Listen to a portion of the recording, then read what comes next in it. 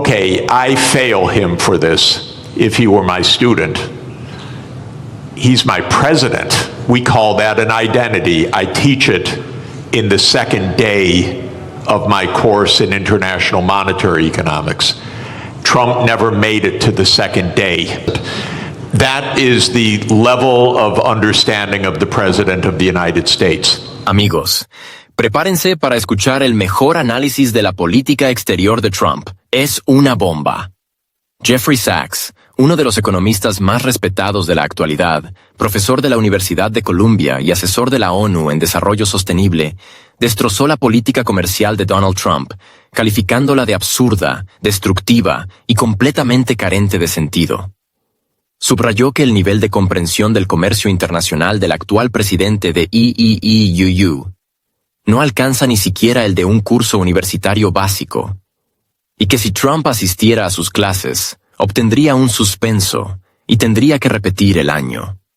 Según Sachs, todas las acciones actuales de la administración en materia comercial son un completo disparate, sin ninguna conexión con la realidad económica. Los errores que comete Trump, según Sachs, se analizan en el primer año de universidad, y como profesor, él lo haría repetir el examen. Incluso llegó a decir que el presidente de EEUU es tan tonto como Mickey Mouse. La crítica de Sachs se basa en una explicación elemental de la naturaleza del déficit comercial, que según él, se enseña en las primeras clases. El punto es que el déficit comercial no es resultado de la mala voluntad de otros países, sino de un desequilibrio interno entre el gasto y los ingresos de la propia economía estadounidense. EEUU lleva años gastando más de lo que gana y compensa la diferencia con endeudamiento y un presupuesto deficitario. Es esto, y no las acciones de China o Europa, lo que conduce a un saldo negativo en la cuenta corriente. Sin embargo, el presidente Trump, como indica Sachs, ignora de forma obstinada estos vínculos elementales y acusa a otros países de engañar a EEEUU. El economista compara la actitud de Trump con la de una persona que se endeuda con la tarjeta de crédito y luego culpa a las tiendas donde compró. En su opinión, esto no solo es absurdo, sino peligroso. Trump aplica una política económica basada en mitos y emociones, no en análisis ni sentido común. Sus intentos de castigar a China y Europa con aranceles están generando consecuencias globales que afectan no solo a los socios comerciales de EEU, sino también a la propia economía estadounidense. Uno de los pasos más destructivos, según Sachs, es la escalada de la guerra comercial con China. En lugar de adoptar un enfoque pragmático y diplomático, la Casa Blanca impone aranceles draconianos de hasta el 145% en ciertas categorías de importaciones chinas. Esto, según Sachs, no es defensa del interés nacional, sino una reacción neurótica motivada por el miedo a un competidor en ascenso. China hace tiempo que no depende del mercado estadounidense en la misma medida que EEU. Depende de los productos baratos chinos. Las exportaciones chinas a EEU no superan el 12% del total, y la economía china es lo suficientemente flexible como para redirigir sus envíos a otros mercados. A largo plazo, China podría salir ganando en esta guerra, mientras que EEU corre el riesgo de perder la confianza de los inversores y de destruir su propia cadena de suministro. Sachs dedicó especial atención al impacto de estas medidas comerciales en los mercados globales. Tras el anuncio de nuevos aranceles por parte de Trump, la economía mundial perdió en pocos días cerca de $10 billones en capitalización bursátil. Estas pérdidas no se redistribuyeron entre países, simplemente se evaporaron. El miedo a la inestabilidad, la caída de la confianza y el aumento de la incertidumbre se reflejaron de inmediato en los mercados. Y esto no es teoría, sino un hecho. Los inversores comenzaron a deshacerse incluso de los bonos del Tesoro estadounidense, tradicionalmente considerados los activos más seguros. El resultado fue un aumento de los tipos de interés y un deterioro general del clima de inversión. Según Sachs, Todo esto sucedió por un desconocimiento fundamental de cómo funciona el comercio internacional por parte de un presidente que concibe la economía como un juego de suma cero. Si alguien gana, otro necesariamente pierde. Y lo más curioso, según Sachs, es que le sorprende que en el Congreso nadie supiera de antemano sobre la introducción de los aranceles y el posible colapso del mercado. Lo sabían. Y ganaron dinero con ello. Sachs concluye que políticos y otros actores simplemente se lucraron con la situación, y que el sistema político no es precisamente honesto. Pero en realidad, el comercio internacional no es una lucha, sino una colaboración. Es un sistema de beneficios mutuos, de división del trabajo y de optimización de recursos. Al destruirlo, Trump no solo pone en riesgo la posición estratégica de AEEU en la economía global, sino también el bienestar de su propia población. El consumidor estadounidense ya enfrenta alzas de precios, interrupciones en el suministro y una mayor incertidumbre, mientras que las grandes empresas pierden miles de millones por la reestructuración logística y la caída de las exportaciones.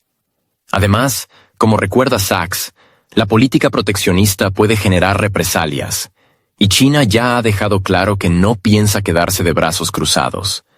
Sachs está especialmente preocupado por el modo en que se toman estas decisiones. Subraya que Trump actúa mediante órdenes ejecutivas, sin consultar al Congreso y sin respetar los procedimientos constitucionales. Invocando supuestas amenazas nacionales, impone nuevos aranceles, interviene en los mecanismos de mercado y destruye los fundamentos del orden económico internacional. De hecho, según Sachs, esto equivale a una destrucción del principio de separación de poderes y a una sustitución de la democracia por el autoritarismo. La situación se agrava aún más, porque estas decisiones permiten que ciertos círculos financieros especulen con las bruscas oscilaciones del mercado. Como subraya el economista, quienes sabían unos minutos antes lo que se iba a anunciar, pudieron ganar miles de millones. Y difícilmente sea casualidad. Dada la estrecha conexión entre los políticos, el mundo empresarial y los intereses financieros en Washington, no se puede descartar la existencia de información privilegiada, sobre todo entre quienes financiaron directamente la campaña electoral de Trump. Sachs también llama la atención sobre lo absurdo de la retórica de la administración. Considera ridículos los argumentos sobre aranceles justos y las tentativas de convertir las leyes económicas en herramientas del populismo. En un contexto en el que el presupuesto estadounidense sufre un déficit crónico y el gasto supera a los ingresos en aproximadamente $2 billones al año, hablar del equilibrio comercial externo resulta francamente sin sentido. Todos estos desequilibrios surgen dentro del país. Son fruto de una política deliberada de gastar sin recaudar impuestos. Ni China ni la Unión Europea tienen la culpa de esto. Los responsables son quienes diseñan la política interna de AEEU, de forma tal que los ricos paguen menos y el Estado gaste cada vez más. Al final de su intervención, Sachs dio una valoración inequívoca. Lo que hace Trump es una locura económica. Es una política basada en el miedo, las ilusiones y la incompetencia más elemental. No fortalece a AEEU, sino que lo debilita. No resuelve problemas, sino que crea nuevos. Y lo más peligroso, destruye la confianza, tanto en la economía estadounidense como en la propia idea de un orden global previsible. Según Sachs, AEEU merece un enfoque más competente y responsable. Y si el presidente no es capaz de comprender siquiera un curso básico de economía, no debería estar al mando de la mayor economía del mundo. En este contexto, escuchen lo que dice Sachs. Es realmente interesante. Si usted toma su tarjeta de crédito, va de compras y acumula una enorme deuda, entonces está creando un déficit comercial con todas esas tiendas. Sería bastante extraño que luego culpara a todos los dueños de tiendas por haberle vendido esos productos. Me están engañando, me están engañando, me están engañando. Tengo un déficit comercial. Ese es exactamente el nivel de comprensión del presidente de los Estados Unidos. El déficit comercial no refleja la política comercial. Refleja la relación entre gasto y producción o ingresos. Es lo que se llama una identidad. Lo explico en la segunda clase del curso de Economía Monetaria Internacional. Trump, al parecer, no llegó al segundo día del curso. Dice: tenemos un déficit comercial. Todos me están engañando. Pero lo que realmente ocurre es esto. Los Estados Unidos gastan más de lo que ganan. Y eso puede verse en el gráfico del ingreso nacional. Se suman el consumo, las inversiones, el gasto público, se resta el Producto Nacional Bruto y, milagro, se obtiene la cuenta corriente de la balanza de pagos. Y no es una coincidencia aproximada, sino exacta. Esa es la diferencia entre cuánto gasta un país en bienes y servicios y cuánto vende. Estados Unidos tiene un déficit en cuenta corriente porque gasta más de lo que produce. ¿Por qué? Porque tiene una gran tarjeta de crédito y se llama Gobierno Federal. El gobierno estadounidense gasta cada año alrededor de $2 billones más de lo que recauda en impuestos. ¿Qué hace?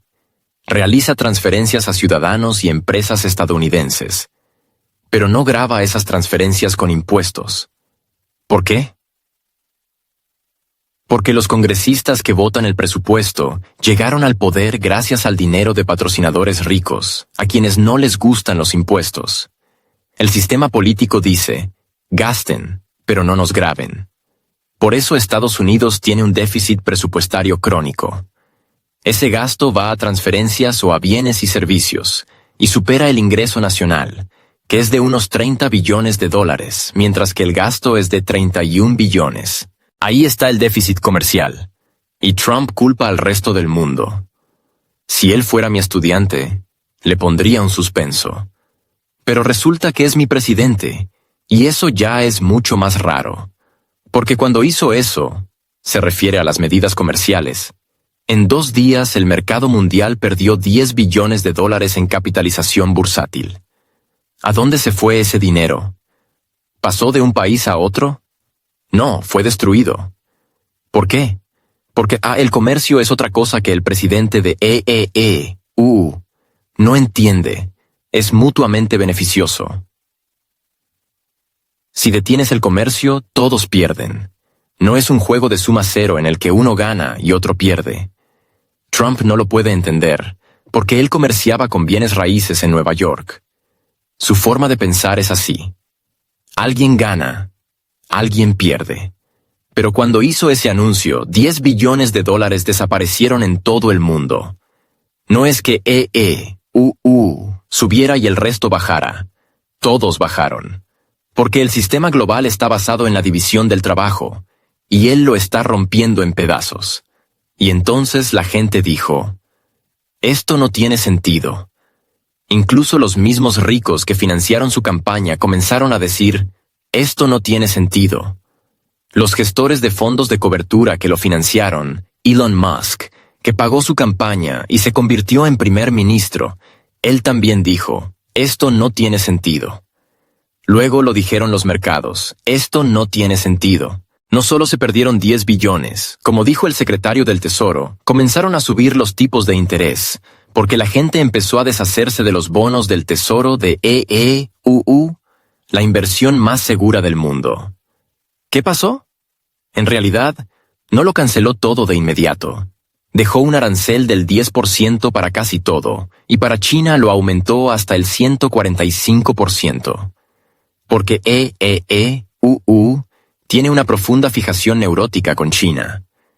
El sistema político estadounidense odia a China. ¿Por qué? Porque China es grande y exitosa. Y eso es lo que odia. Es un competidor, es un rival. Por eso Trump dejó los aranceles principalmente contra China. Aunque también ahí todo va a salir mal. Porque en la guerra comercial entre EU y China, el ganador es China.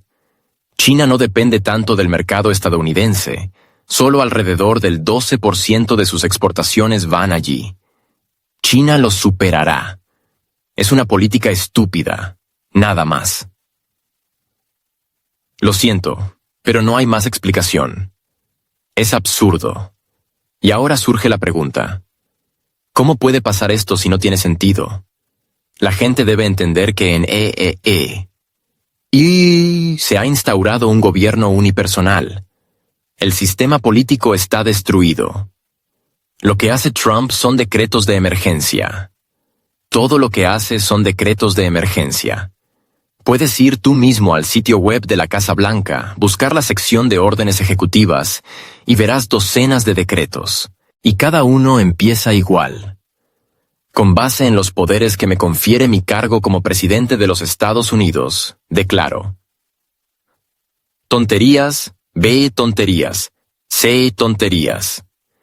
Porque él se cree un rey, pero esos poderes no pertenecen al presidente.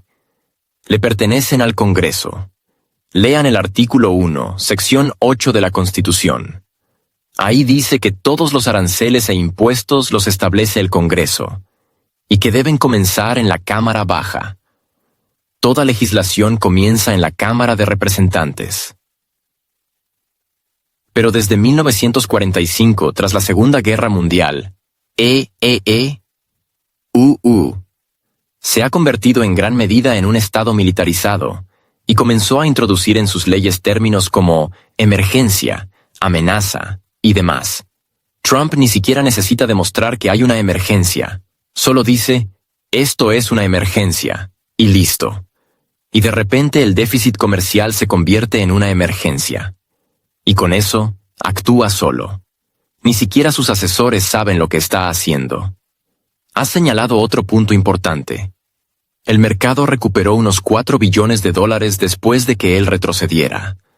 Cualquiera que supiera eso 5 minutos antes, ganó miles de millones. Este no es el gobierno más limpio del mundo, te lo digo. Me sorprendería mucho que algunos no lo supieran de antemano. Empezando por los miembros del Congreso de UU. Creo que esas tasas arancelarias específicas que Trump anunció la semana pasada y que provocaron un baño de sangre financiero, no volverán. No creo que volvamos a oír hablar de esos números después de 90 días. 90 días en términos estadounidenses son la eternidad. Nunca volveremos a escuchar esos números. ¿De dónde salieron siquiera? Otra vez. Algo tan estúpido que cuesta creer que algún país lo hiciera. Pero la idea era la siguiente. Como dije antes, si quieres saber tu balanza comercial, ganas ingresos, vendes algunos servicios, compras cosas, si gastas lo que ganas, estás en equilibrio comercial. Técnicamente eso se llama cuenta corriente. La mayoría de nosotros trabajamos para un solo empleador. Yo, por ejemplo, trabajo en una universidad. Tengo un gran superávit comercial con la universidad, pero con la tienda donde compro comestibles, tengo un déficit comercial. Si compro zapatos, tengo un déficit con la zapatería, y así sucesivamente. Y aquí entra la locura. Según Trump, debes tener un equilibrio comercial no en general, sino con cada contraparte individual. Es decir, debes trabajar un poco en la zapatería, un poco en la tienda de alimentos, y cada vez que quieras comprar algo, debes intercambiar algo. Por ejemplo, te escribo un ensayo si me vendes unos zapatos. Y así vives, intentando equilibrar tu comercio con cada actor del mercado. Eso es una locura. Por eso tenemos una economía de mercado. No necesitas equilibrio en cada transacción individual. Pero Trump dijo, Lesotho nos vende más de lo que nosotros les compramos. Entonces nos están engañando. Eso es literalmente lo que dijo. Literalmente. ¿Es una locura o solo retórica? Es una locura. Solo para que lo sepas. Es extraño, pero así es. Luego desarrolló alguna fórmula. Está bien, si tenemos un déficit con Lesotho, debemos imponerles un impuesto suficientemente alto para reducir las importaciones desde allí y lograr el equilibrio. Y se inventaron una fórmula absolutamente idiota que no aprobaría ni en la tercera semana del primer curso. Salió de la oficina del representante comercial de Probablemente les dijeron, háganlo para mañana por la mañana, el jefe lo exige. Y elaboraron una lista de aranceles por país, basándose en el saldo comercial bilateral. Eso no se puede inventar. Antes, mi país no era un país de Mickey Mouse. Ahora lo es. Y me disculpo con Mickey Mouse. Él no haría esto. Mickey Mouse es más inteligente. Realmente vivimos en un mundo de locos. Por ahora, todo esto se ha detenido. Ya no escucharemos esos números. ¿Y dentro de 3 meses? ¿Quién sabe? Dios nos ayude, porque probablemente ya no tendrá nada que ver con el comercio. Será otra cosa. Pero no podemos normalizar esto. No podemos intentar encontrar en ello alguna lógica, una teoría o una forma de negociación. Por supuesto, 60 países declararon de inmediato: reformataremos el comercio con ustedes. Y el presidente de los Estados Unidos literalmente utilizó esta frase. Lo cito, porque de otro modo jamás diría algo así. 60 países vienen a besarme el 5.º punto. Lo dijo en un discurso público. El presidente de los Estados Unidos. Perdón, pero ese es el lenguaje presidencial.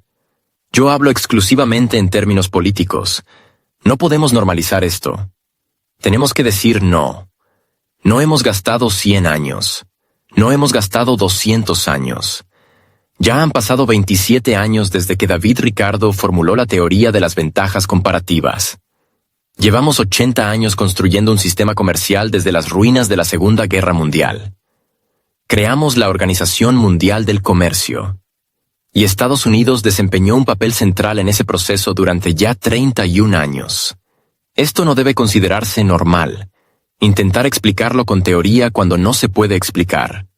Fin de la cita. Mientras tanto, la política exterior del actual presidente de EU, Donald Trump, sigue generando desconcierto incluso entre analistas experimentados. Su enfoque en la gestión del Estado, especialmente en el ámbito internacional, despierta cada vez más preguntas. Parece no basarse en un análisis sistemático ni en hechos verificados, sino actuar guiado por intuiciones personales. A menudo da la impresión de que para Trump no existen estrategias coherentes, secuencias lógicas ni prioridades a largo plazo. Prefiere apoyarse en sus propias convicciones, que frecuentemente entran en conflicto con la realidad. Esta sensación de improvisación en asuntos estratégicos es especialmente peligrosa cuando se trata de conflictos globales y el destino de regiones enteras. Este desequilibrio entre percepciones y hechos se evidenció especialmente en el contexto del prolongado conflicto en Europa del Este. Mientras la realidad económica y política en el espacio euroasiático cambia rápidamente, las declaraciones y acciones del presidente estadounidense suelen parecer desconectadas de los acontecimientos. Un ejemplo son sus repetidos llamados a detener conflictos innecesarios, fuera de mientras continúa respaldando el envío de armas y transferencias financieras al país involucrado en una confrontación armada con Rusia. Según sus recientes declaraciones, Trump sigue evaluando la situación con una lógica propia de los años 2000, sin considerar los profundos cambios provocados por las sanciones, la transformación de las rutas comerciales y la reconfiguración de alianzas políticas. Actúa como si se guiara por corazonadas, creyendo que su carisma personal y experiencia como empresario bastan para moverse en el complejo entramado de las relaciones internacionales. Un ejemplo revelador en este contexto fue el reciente discurso de Kirill Dmitriev, asesor del presidente de Rusia, tras las consultas a puerta cerrada entre representantes de Moscú y Washington. Dmitriev señaló que la delegación estadounidense quedó sinceramente sorprendida por lo activa y resiliente que resultó ser la economía rusa, a pesar de la presión sin precedentes de las sanciones. Según Dmitriev, los estadounidenses quedaron impactados al enterarse de que en Rusia se siguen abriendo nuevos restaurantes, se construyen centros comerciales, se desarrollan cadenas logísticas y el desempleo se mantiene en uno de los niveles más bajos de los últimos 20 años. Aún más asombroso para ellos fue saber que la economía rusa, en términos de paridad de poder adquisitivo, ha alcanzado el 4º lugar mundial, solo por detrás de China, e India. El crecimiento del PIB en medio del conflicto ha llegado a casi un 5%, uno de los mejores resultados entre las grandes economías.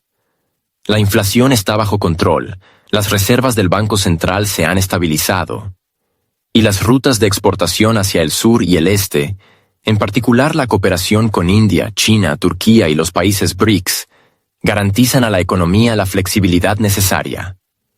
Esto refleja una profunda divergencia entre la imagen de Rusia que se proyecta en los medios y estructuras gubernamentales estadounidenses y la situación real sobre el terreno. Tal reacción evidencia que en el establishment político estadounidense predomina una visión altamente distorsionada de lo que ocurre en Rusia y, en un sentido más amplio, en Europa. Esta percepción errónea probablemente se deba al campo informativo unilateral en el que operan muchos analistas y políticos occidentales. La repetición de consignas como economía rusa destruida, aislamiento internacional y malestar interno se ha convertido en parte del discurso cotidiano. Como resultado, se generan enfoques y propuestas que no solo están alejadas de la realidad, sino que además resultan inaceptables para Moscú. Los intentos de imponer a Rusia formatos de negociación que ignoran sus intereses fundamentales están destinados al fracaso. Así, en los debates sobre posibles escenarios de resolución del conflicto en Europa del Este, la parte rusa ha dejado claro y de forma consistente que el despliegue de fuerzas de paz en el territorio del país en cuestión es inaceptable, que su ingreso a la OTAN es inadmisible y que la legitimidad de su actual liderazgo está en entredicho debido a la ausencia de elecciones. Moscú insiste en la necesidad de celebrar nuevos comicios generales, que, según las autoridades rusas, deben convertirse en el punto de partida para un eventual diálogo. Sin embargo, desde Washington llegan señales diametralmente opuestas. Mantener al gobierno actual, seguir con la ayuda militar y apoyar la candidatura a la OTAN. Esto revela una profunda diferencia de visiones. Tal falta de coherencia en los enfoques no hace sino agrandar la brecha entre las partes y alejar la posibilidad de una paz duradera. Además, aumenta la polarización dentro de la comunidad internacional, donde algunos países abogan por negociaciones multilaterales y otros por aumentar la presión sobre Rusia. En este contexto es fundamental entender que la diplomacia no es viable sin tener en cuenta los intereses de todas las partes, y que las iniciativas unilaterales, no reconocidas por al menos dos actores del conflicto, no pueden ser sostenibles. El contexto europeo complica aún más la situación. Varios países de la Unión Europea, especialmente Polonia y los estados bálticos, adoptan una postura dura y a veces ultimativa. Su retórica no deja espacio para el compromiso y, en esencia, niega a Rusia el derecho a tener intereses en Europa del Este. Incluso cuando Trump, a diferencia